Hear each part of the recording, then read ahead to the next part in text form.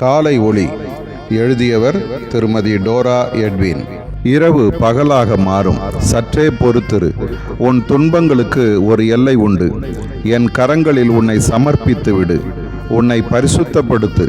என் மெல்லிய குரலை உற்றுக்கேள், கீழ்ப்படி. என் அன்புக்கும் வல்லமைக்கும் எல்லை கிடையாது. நான் மரணத்தையும் பாதாளத்தையும் ஜெயித்தவர். வானத்திலும் பூமியிலும் சகல அதிகாரமும் என் கரத்தில் உள்ளன.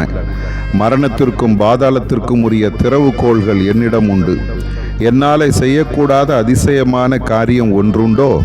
ஆகவே பயப்படாதே, திகையாதே. ஒன்று செய், உன்னுடைய மகா பரிசுத்தமான விசுவாசத்தின் மேல் உன்னை உறுதிப்படுத்தி கொண்டு பரிசுத்த ஆவிக்குள் ஜெபம் பண்ணி தேவனுடைய அன்பிலே உன்னை காத்து கொண்டு நித்திய ஜீவனுக்கு ஏதுவான என்னுடைய இரக்கத்தை பெற காத்திரு.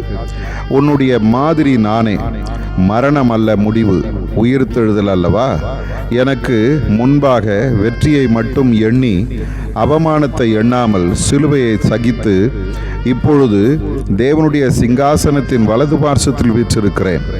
உனக்காக பரிந்து பேசும் ஊழியமே செய்து வருகிறேன். ஆகையால் சோர்ந்து போகாதே. பாவிகளால் ஆகையால் துணைகிழ்ந்த கைகளை எண்ணெயர்ந்த முழங்கால்களையும் நீங்கள் திரும்ப நிமிர்த்தி முடமாயிருக்கிறது பிசகி போகாமல் சொஸ்தமாக்கும்படிக்கு உங்கள் பாதங்களுக்கு வழிகளை செவைப்படுத்துங்கள். எபிரெயர் 12:12